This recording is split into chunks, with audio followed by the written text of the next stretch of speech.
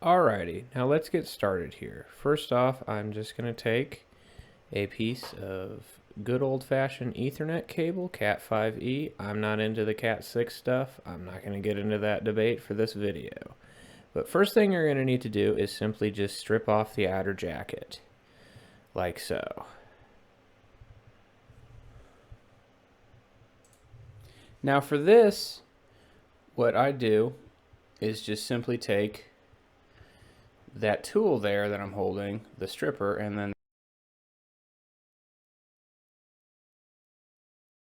to note is that you need to set the proper depth for it.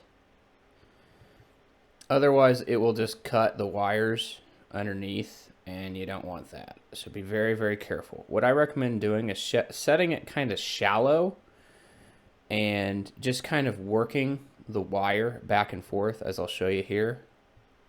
So just kind of work it back and forth, and kind of, the goal is to cut it maybe half the way through, a little more, and then just kind of pull it off. And as you see there, I have the twisted pairs exposed. And so essentially what you do from there is just pull them all apart. And I'm going to take a pair of flush cutters and cut that little ripcord off, because I generally don't use that, but some people do. It's just another way to strip the jacket off without damaging the wires. So I'm going to get my wires out. I'm going to break them off and essentially make what is a little flower. I'm going to take that piece of jacket that I just cut off there, and I'm going to use that to unravel the twisted pairs. The reason they're twisted up like that is to cut down on interference. So you do have to untwist them. And I have found that the jacket that you just cut off the wire works excellent for that. And then the next step from this would be to just unravel all the twisted pairs and straighten them out. And I just use my index finger and thumb for that.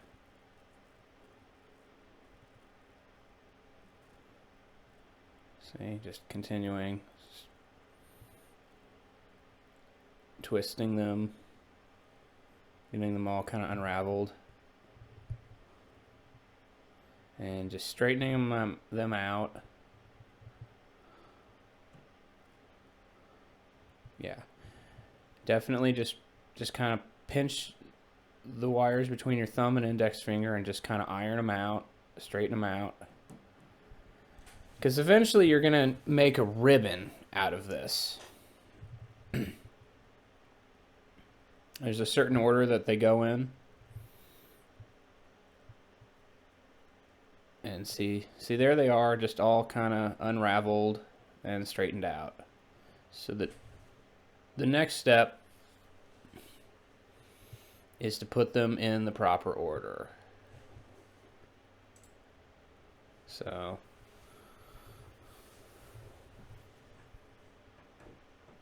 as you can see here, you just take them, and there is a proper order that they do have to go into.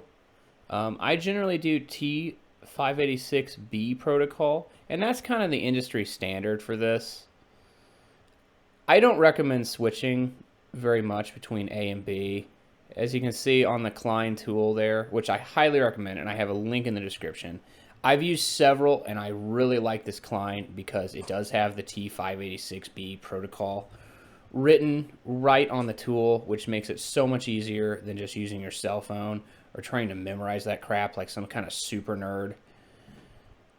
Yeah, I'm not doing that. No way. So that's nice. I definitely will leave a link in that link for that tool. That Klein tool is awesome. And it has the cutter for the easy connectors too, so it's really nice. So now I'm just here making the ribbon. So I just follow that protocol. The T586B is what I use. There is A, but I just always use B, and I'd recommend you do the same. There's no sense in commonly switching between the two because it's just gonna make you confused. So just, if you're gonna use one, just go with that one. So I simply just put them in the proper order according to that tool. So you just get them all lined up. Kind of have to keep them pinched between your thumb and index finger. As you can see there, I'm almost there. And every time I add a wire to the ribbon, I kind of go back through mentally and recheck it and make sure none are getting out of order, because it's really easy to get these messed up.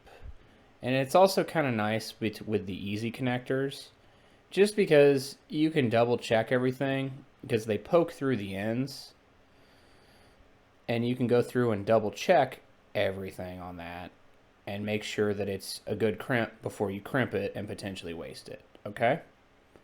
So now when I get these all lined up in a ribbon like so, take a, see, there they are, just like the ribbon in the standard T586B protocol. So I'm going to take a pair of Lyman,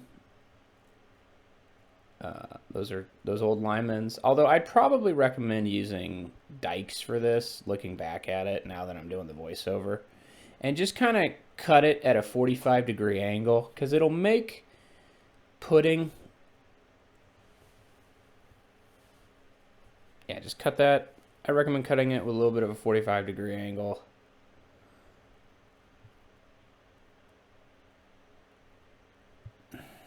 Because it makes the connector go on so much easier. See, that's what I'm doing there. And definitely take note and to not get the orders mixed up.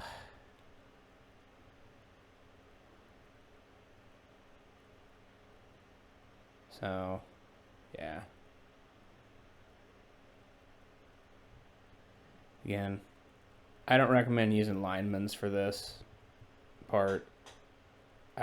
I would use Dykes or flush cutters, work a lot better. So get them cut nice and neat. Now here's the time for the plug to put on. So you just slide those through. They poke out the end. Definitely get the easy kind. I don't recommend anything else. And yeah, I did forget to put that on. So laugh at me all you want. But luckily in this case, I can just put it on the other end.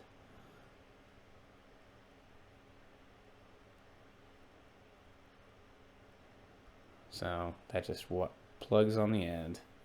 And they're optional, but I do highly recommend them, the little strain relief boots. So now I'm going to take, after double checking that wire order there, I'm going to take my crimper, and that Klein crimper does have a cutter that will cut those off if you're wondering. But there is a way that you can do this without a special crimper that has the wires.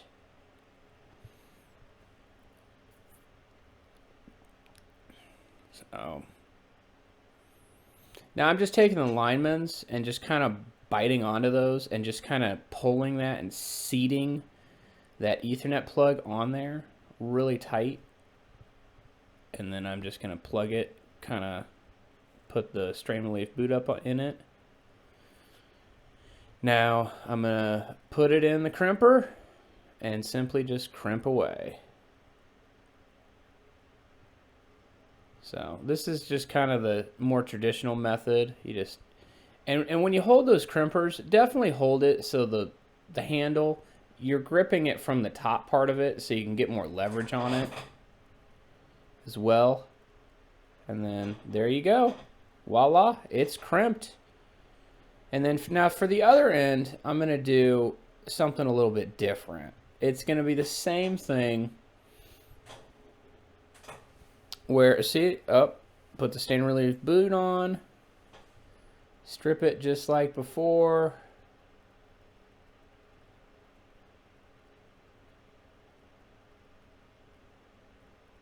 It just comes off.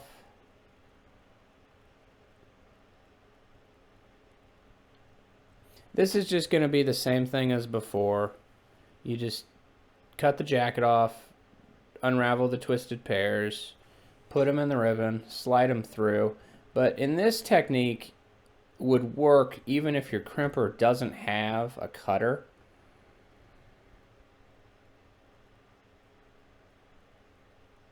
To cut the wires off on the ends. So if you just had like a cheaper crimper, or maybe yours doesn't have that, or you know, whatever the case may be, maybe you're doing power over Ethernet and you don't want potential shorting of the wires, which can actually be an issue with this particular, with the previous method, then I would definitely use that.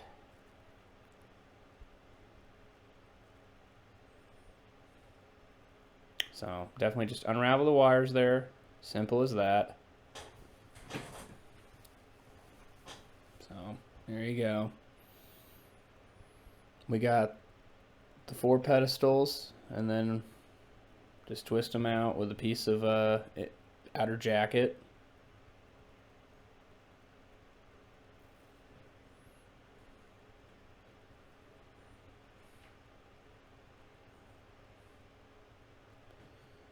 Takes a second.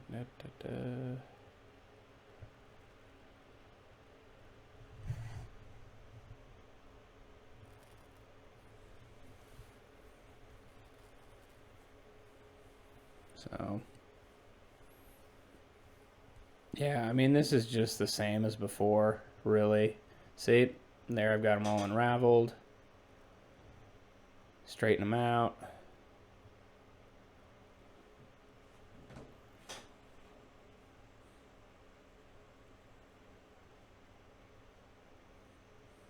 Remember, just straighten them out, make them nice.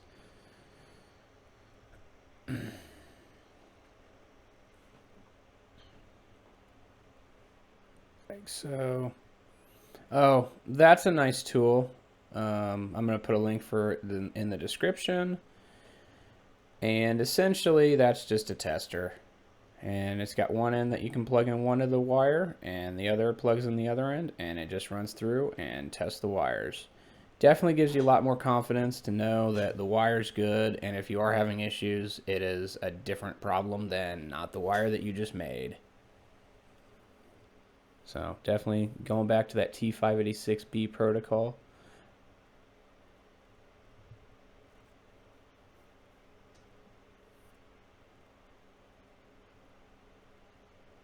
Definitely put them together.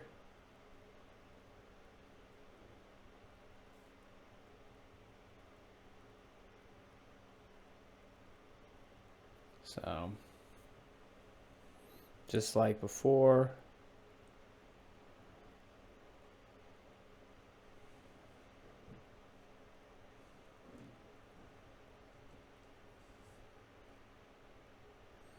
See, just make sure you keep that ribbon started. And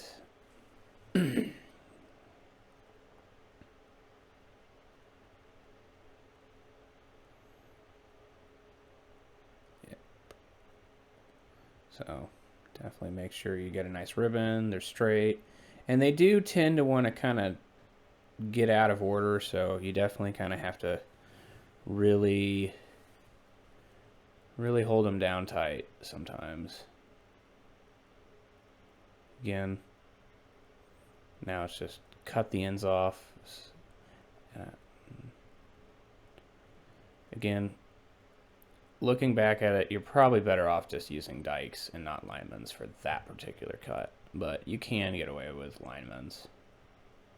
And then just simply slide the plug back on.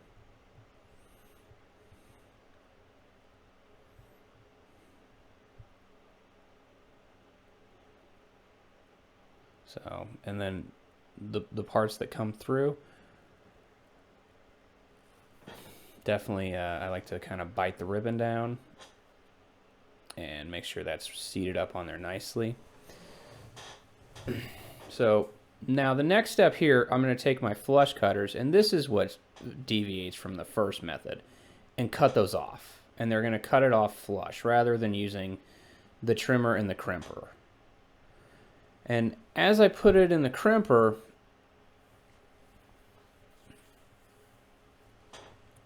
like so, see, I need to trim that off.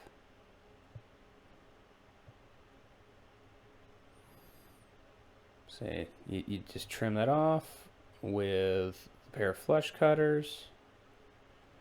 And as you can see, there's a little bit that will kind of protrude out because the nose of the locking tab will kind of keep you from doing that. But you can just kind of ever so slightly slide that plug back up and just put it in the crimper. And it's just as long as they're just barely tucked up in there, just put a nice crimp on there. And be careful that you don't seat it up there too tightly because they will kind of poke out the ends. But this is a preferred method if you're doing power over Ethernet. So that's my video, and thanks for watching, and don't forget to test it.